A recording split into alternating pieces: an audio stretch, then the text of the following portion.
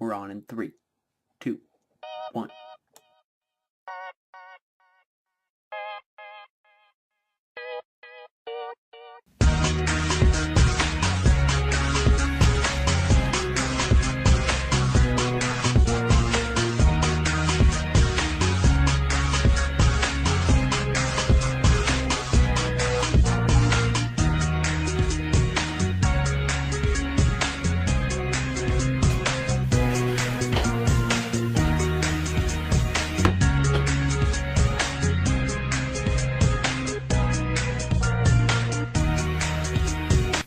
What's going on, Paisan? I'm Danny Sesterino. Welcome to the new set for the new season of Ses Says. Let's talk about what's up, Hendry. The 2014 season.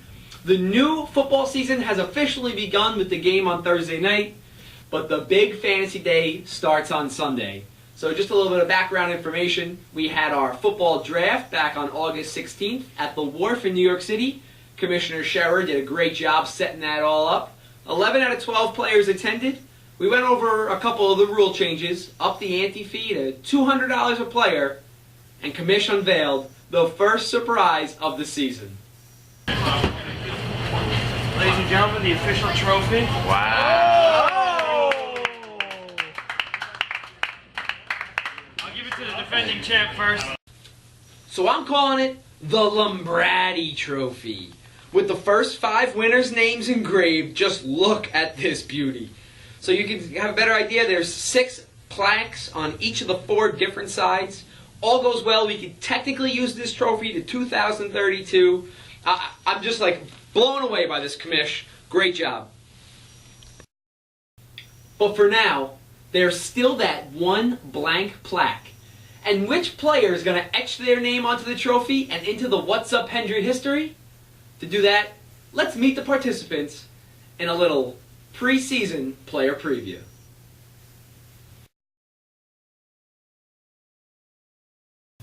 Okay, so let's go in order of the draft. So that way we start with the one person who didn't show up, John Tabor. So Tabor won the losers bracket last year, so he comes in with a little bit of a winning streak. However, Tabor's only made the playoffs twice in the past 5 years. And although he doesn't own a ring yet in this league, his fiancée does. And that could be motivation enough to go ahead and win the whole thing. Now, he wasn't there, still drafted a pretty good team. Good luck to you, Tabor. Fact, Tabor has never had a draft pick in the first half of the draft until this year. The earliest he ever had was the 7th slot. So hey, maybe that's why he traded back. Brad Scherer, the number 2 overall pick, the State University of New York at Albany.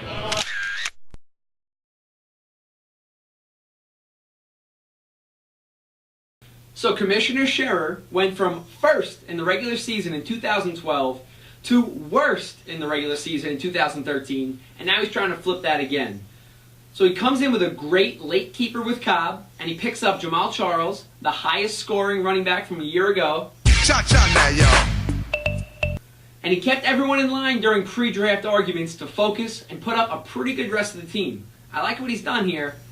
Fun fact, dating back to the 2011 season, the person who has put up the least points in the regular season has made it to the second round of the playoffs at least in the following season.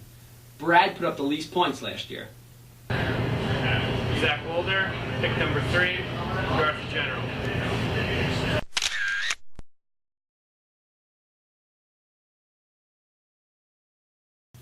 So the Zachinators, another team looking to bounce back here. This team has had some troubles over the past couple of years and only finished better than 8th once in the past 5 years. Everyone does love a good underdog story, though.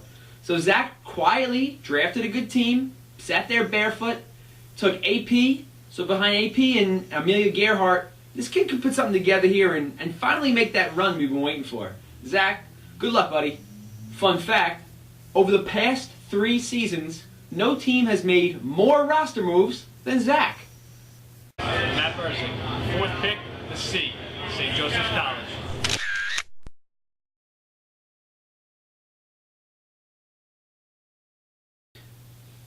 So Matty Burrs, made a big move up to get a second first-round pick a few weeks before the draft. Also comes in with two really upside keepers in Alshon Jeffrey and C.J. Spiller, like this. Oh, fuck. The Chicago Bears, if you will, has 20% of his team from the Windy City.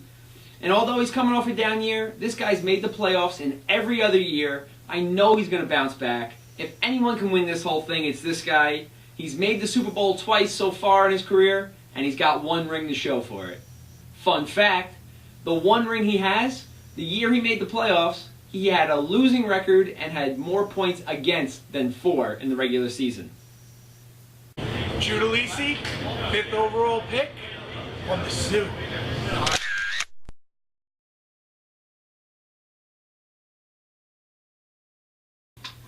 Now Jude, who's always a wild card coming in every year, and he did not draft a kicker that has been cut yet. So I already like his team this year more than last. He also enters with Peyton Manning, put up the most points in all of fantasy last year. That's always a good start. He also drafted 3 first-rounders from a year ago in Ray Rice, Marshawn Lynch, and Trent Richardson.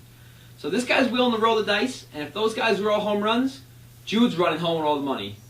This guy is making the playoffs this year.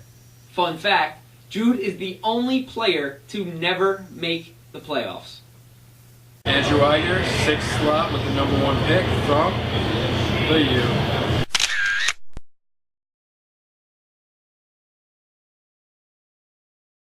So Andrew Iger, after missing the draft last year and subsequently missing the playoffs, he has done countless mock drafts in the offseason and enters this year fully prepared with a strategy, with a plan. He's already comeback player of the year in my eyes. Makes a big trade and gets Shady McCoy at the number 1 overall draft spot, which is always a good way to start your team.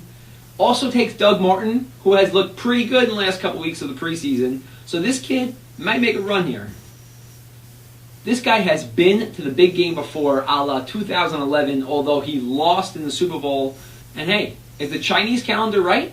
Is it the year of the Liger? Fun fact, in 2010 and 2012, 2 even-numbered years, Iger has come in 7th, a.k.a. the first person to not make the playoffs. This season will be 2014. Good luck, guys. Kevin Swikata, 7th pick, Malloy College.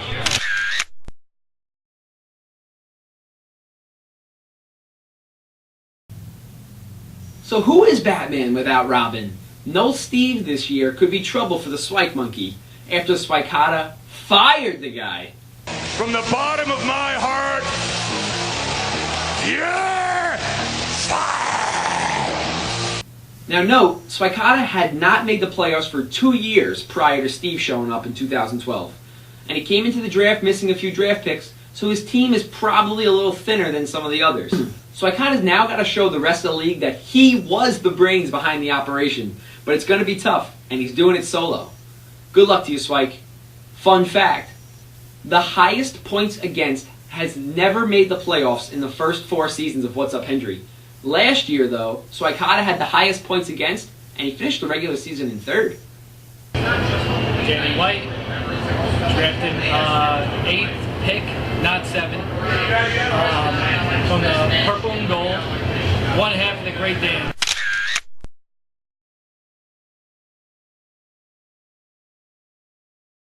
Enters the season with the best 2 hands, keepers, of any other team out there. He's got to be the favorite going into the draft. In fact, after the draft, he's the number 1 power-ranked team by commish. Attaboy, White. Picks Jimmy Graham 1st overall, fills in nicely after that. White has a good team set up to go make a long run at this league.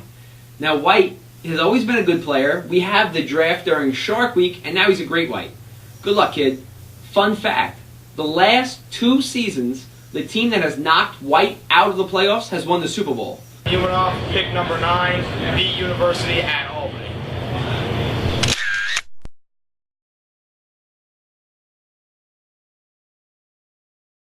Adam Umanoff, a 4-year guy, dominated the entire What's Up Hendry League last year, only to come in 3rd in the playoffs for the 2nd time in 3 years. I would not be surprised at all if Adam goes and wins the whole damn thing this year. He does one of the best jobs in draft strategy, draft preparation. Took some young guys late like Speed and Marcus Wheaton. Don't forget, this is the guy who took the Josh Gordon guy from Cleveland last year. Hey, watch out. This guy is always someone to be reckoned with.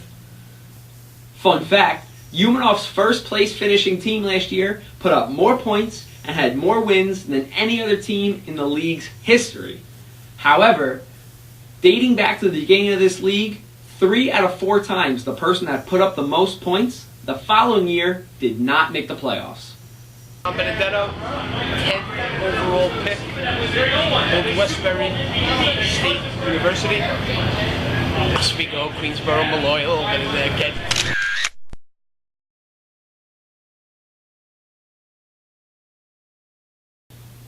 Bo comes into the draft with the least resources, no keepers, probably the worst combination of draft picks, but if anyone can do it, it's the crafty coach who won legendary Super Bowl I back in 2009. So he enters the draft, he trades back with Burrs and Kerins to try to assemble a better combination of draft picks. So he's got a few tricks up his sleeve. If anyone can do it, it's this guy. Don't let him win. Don't let him win. Fun fact, over the past 5 seasons, no player in What's Up Hendry League has more wins than Bo's 39. Also, now while Bo's shooting for the playoffs, he also has a secondary goal. I'll beat Rob Kerins' shit. Rob Kerins, number 11, University of Maryland, Axe College.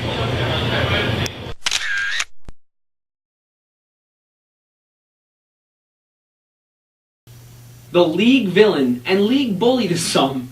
They're always trying to work a deal and pretty convincing in telling people what they need to hear. At the draft, he led all the fantasy players in, hey, you want to make a trade? You want to make a trade? Questions. So hey, that's working for him. Although he did trade up and get 3 out of the first 14 selected players off the board. However, you do have to monitor the health of 2 of his backs in Arian Foster and Andre Ellington as we start the season. This guy's a good drafter. He's a better manipulator. He's one heck of a fantasy player. Good luck to you, dude. Fun fact. Although What's Up Hendry has played 5 seasons, Kerins has only participated in 4. He's been to the Super Bowl 3 times. Although he lost twice, he does have that 1 Super Bowl ring to show for it. Dan Sestorino, 12th pick in the draft, the Great Dane University.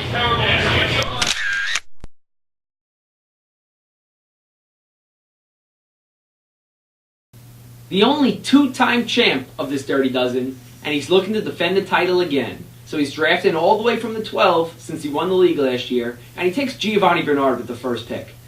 However, he may have reached for a player or two. Lamar Miller. Until he loses, though, his name is still the most recent one on the Lombardi Trophy, so he does have a chance to do it again. And he does have the #1 waiver priority moving forward. Gives him a chance to kind of get a mulligan on that one. Good luck to you, dude. Fun fact, Sess had the record for biggest win in a Super Bowl, beating Kerins by over 40 points in Super Bowl II. Last year, he shattered his own record, beating Kerins by over 64 points. Go figure. So everybody, I wish you the best of luck. Set your rosters.